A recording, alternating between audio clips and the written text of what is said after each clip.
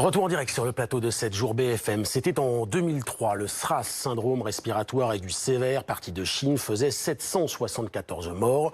17 ans plus tard, un nouveau coronavirus fait craindre une épidémie mondiale. 3 cas ont été détectés en France. Un patient est hospitalisé à Bordeaux, les 2 autres à l'hôpital parisien de Bichat. Nous serons sur place dans un instant. Au total, 41 décès ont été enregistrés, mais près de 1300 cas sont répertoriés en Chine. Quelques-uns hors des frontières chinoises. Wuhan, épicentre de l'épidémie, est désormais sous quarantaine. 56 millions de personnes sont confinées. Reportage 7 jours BFM, Caroline Mier, Laura Bleuzen. L'image est surréaliste. Des dizaines et des dizaines de tractopelles qui construisent à la hâte un nouvel hôpital pour lutter contre un virus étrange qui sévit dans la ville de Wuhan. Une frénésie qui contraste avec les rues désertes. La ville a été placée en quarantaine. 11 millions d'habitants sous cloche.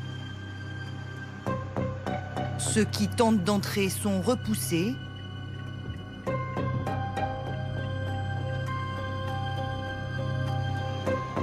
Et ceux qui veulent sortir sont piégés.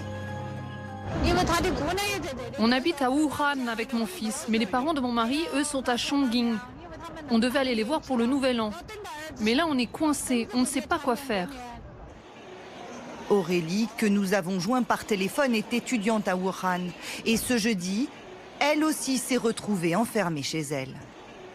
À partir de 5 heures, il n'y avait plus personne dehors parce qu'ils ont désinfecté la ville entière.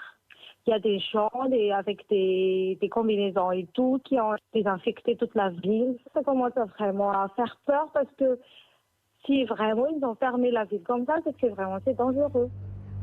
La première alerte reçue par l'OMS remonte au 31 décembre 2019. Elle fait état d'une série de cas de pneumonie d'origine inconnue, dont l'épicentre se situe à Wuhan, une ville au cœur du pays, aussi grande que l'Île-de-France. Les premiers malades sont des vendeurs de poissons et fruits de mer. Ils travaillaient dans ce marché. D'après nos informations, une source animale semble être l'origine la plus vraisemblable de cette épidémie.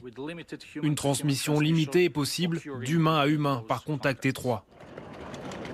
Le virus se répand via des gouttelettes dans l'air lors d'éternuements ou de quintes de toux. Ironie du sort, le docteur Guangfa, qui enquête pour la Commission nationale de santé chinoise, a lui aussi contracté la maladie.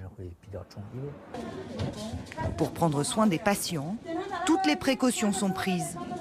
Avant de franchir cette porte en verre, la directrice de cet hôpital s'équipe des pieds à la tête. Ici, on va entrer dans une zone contaminée. Masques, gants, blouses, surchaussures, une protection intégrale. Car dans les chambres de cette unité, les patients sont à l'isolement. Voilà notre service de soins intensifs. Combien de patients sont ici? Nous en avons 7 maintenant. Et les premiers cas de rémission sont encourageants. J'ai commencé à présenter des symptômes tels que de la fièvre et des vomissements. Je suis allé à l'hôpital et on m'a dit que j'avais une pneumonie. Je suis tombé dans le coma. On m'a fait des injections antivirales et d'autres piqûres pour protéger mon foie. On m'a désinfecté la bouche et le visage chaque jour. Et là, ça va mieux. Oui, il est maintenant dans un état stable. Nous continuons à le surveiller, à effectuer des observations médicales et à faire des tests avant d'envisager sa sortie. Wuhan confiné, mais surveillé de loin par ses voisins. À 900 km de là, à Hong Kong, plusieurs personnes ont déjà contracté le virus. Alors, dans tous les esprits, la peur d'un épisode similaire avec le SRAS, ce syndrome respiratoire aigu sévère au début des années 2000, refait surface. Une épidémie due à l'époque à un coronavirus dont les symptômes, quasi identiques à ceux d'une grippe ou d'une pneumonie, avaient tué 774 personnes, dont plus de 600 en Chine. Ce sont des mauvais souvenirs. Prendre sa température, réduire ses activités à l'extérieur. J'espère qu'on ne va pas revivre ça. La psychose, elle aussi, est contagieuse. Dans les aéroports du monde, En Russie, en Grande-Bretagne ou en Italie, les contrôles se multiplient. Des caméras thermiques prennent la température des passagers qui débarquent. Des brochures sont distribuées pour lister les consignes à suivre en cas de contamination. Mais ces mesures mettent du temps à se généraliser. À bord de l'un des derniers vols en provenance de Wuhan, les passagers qui arrivent à Paris sont surpris de cet accueil sans aucune précaution visible. Rien du tout. On n'a eu aucune information à aucun moment en fait. J'ai pu prendre l'avion sans aucun problème. Je suis arrivé ici sans aucun problème et il n'y a absolument aucun contrôle ici. Franck est ingénieur chez PSA. Il nous accueille chez lui, à Paris. Il ne sait pas encore quand il pourra reprendre le travail et sa vie d'expatrié à Wuhan. Alors pour le moment, j'ai prévu de rentrer en Chine au début du mois de février. Je dis pour le moment parce que j'attends des informations des autorités sanitaires et de mon entreprise avec laquelle je suis en contact et qui s'occupe très sérieusement du sujet au sein d'une cellule de crise. S'il avait ressenti le moindre symptôme à son retour, il a été demandé à Franck de ne pas se rendre aux urgences pour ne pas risquer de contaminer d'autres patients.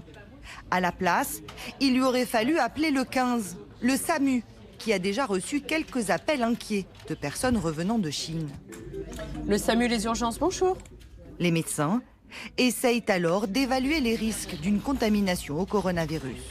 La question elle est extrêmement simple au départ, c'est d'où venez-vous en Chine? Avez-vous été dans la ville de Wuhan? Avez-vous de la fièvre et des signes respiratoires, c'est-à-dire est-ce que vous toussez? Est-ce que vous vous mouchez? Est-ce que vous vous sentez pas bien et vous vous sentez fatigué?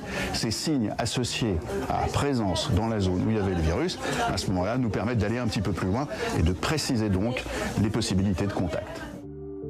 Étant donné le nombre limité de cas à l'étranger, l'Organisation mondiale de la santé a assuré qu'il était encore trop tôt pour déclarer une urgence de santé publique internationale, un terme qui jusque-là n'a été utilisé que dans de très rares cas, comme pour la grippe H1N1 en 2009 ou le virus Zika en 2016.